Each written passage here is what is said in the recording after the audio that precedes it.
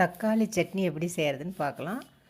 அதுக்கு ஸ்டவ்வில் ஒரு கடாய் வச்சுருக்கேன். 1 டேபிள் ஸ்பூன் எண்ணெய் சேர்த்து, உளுந்து 1 ஸ்பூன், கடலைப்பருப்பு 2 ஸ்பூன் சேர்த்துருக்கேன், மிளகாய் 4 எல்லாம் சேர்த்து நல்லா வறுத்துக்கலாம்.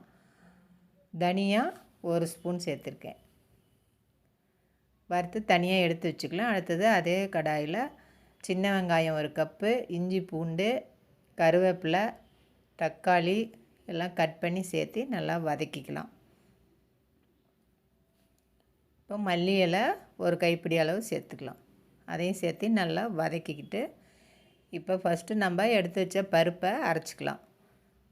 அதை அரைச்சிட்டு வந்துட்டு தக்காளி நல்லா ஆறிடுச்சு, அதையும் சேர்த்து உப்பு சேர்த்து அரைச்சிக்கலாம். இப்போ தாளிப்பு கொடுத்துடலாம்.